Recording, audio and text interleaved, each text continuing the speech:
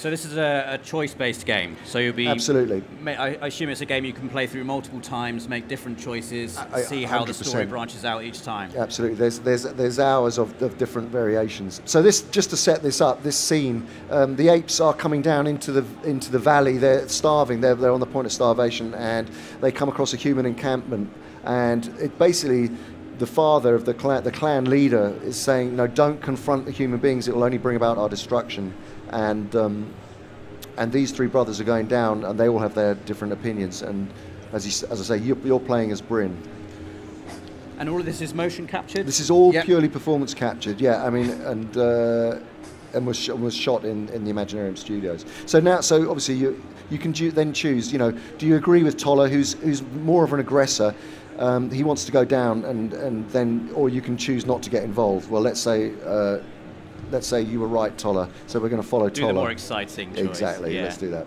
How have you found that performance capture has evolved over the years? Obviously, you were heavily involved with things like Lord of the Rings back in the day, and it's really kind of exploded since then, and it's now very prevalent in video games as well. What's it like now working and seeing performance capture appearing in games like this now? It must be really exciting. It's thrilling, because it really does prove that performance capture sits right in the middle of you know, transmedia storytelling, and can be used, as I say, in so many different platforms now. And it's acted performances which have great levels of. Hold on, so we must not take them. So you can either choose to come back, or this will be easy. Let's say this will be easy. Let's be more aggressive here.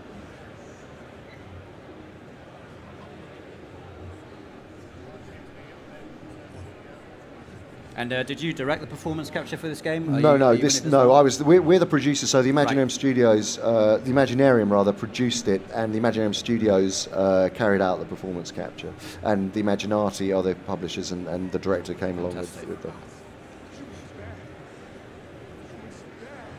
Right. So we'll bully Juno and tell him to shut up, because we want to get down there.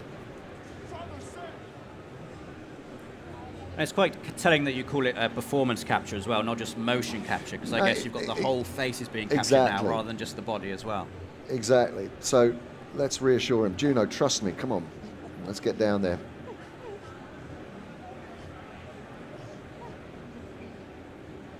It's also nice to see a game within the Planet of the Apes franchise that isn't massively action-based. It is very story-based. It's all about the decisions and the emotion behind those decisions as well. And you can play, you can play, as I say, it's a multiplayer game which opens it up hugely using player link. And the idea is to move quickly, and you can override people's decisions. So it becomes about, ultimately when you're playing, and it really is a multiplayer game.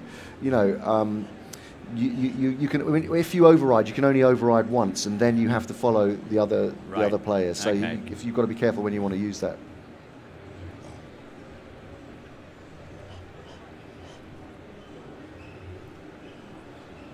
Let's deal with the humans. We're doing a very aggressive. We're going straight for it here. But the thing is, it is about survival ultimately. This game, and there is jeopardy in there for all the characters.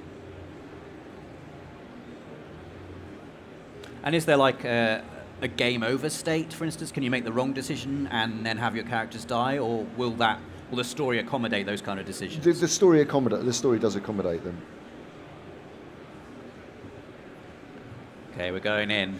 I mean, it is a very moody kind of, you know, immersive game, which kind of does require an environment that's going to support that. So this is perhaps the best one for this, but it really is. It's about tension building as well. You know, it really does get quite tense as you're going through it. And as I say, you can actually play this completely from the perspective of human beings. So you could be playing as the humans in this scene. Absolutely. Right. And when you've got 4 players playing together, you said you could override decisions. Do you all have to agree on a certain course of action before the story can move forward? Sorry, hold on a sec. Hold X. There we go. Oh, shoot.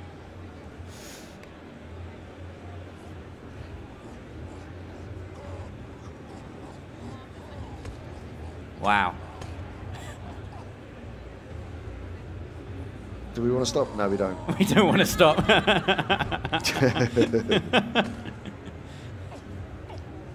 So I like that somehow choosing to do nothing can be a decision in itself. Well, it can. I mean, going back to your point, you know, you can. So it encourages debate, and yes. it encourages, you know, and it can get quite heated. In instances like that, you've got a very short time limit in which Exactly, to make your decision, exactly. so it's going to put a lot of pressure on. Yeah, puts pressure on. I mean, it's different as a single play, but.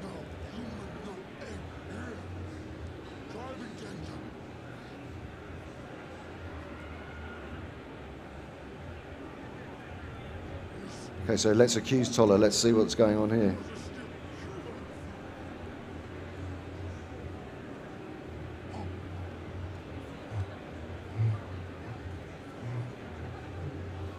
And so if you'd have played this cautiously, could there be a situation where there's no kind of conflict here at all?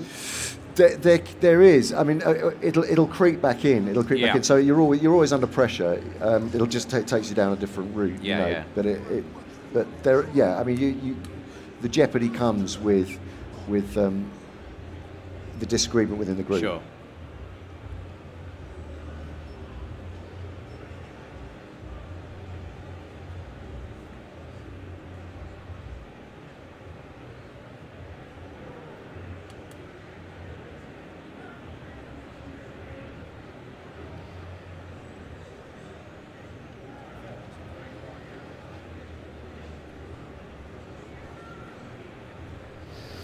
There you go. Oh, there we go.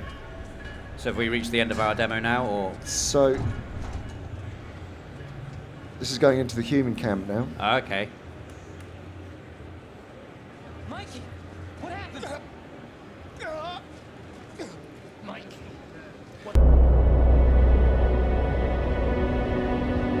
It is on me now. This burden of responsibility. For my home. For those who live here.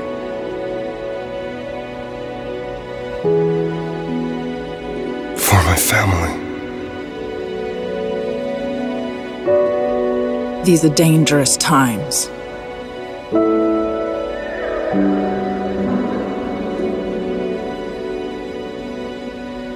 But these are my decisions to make.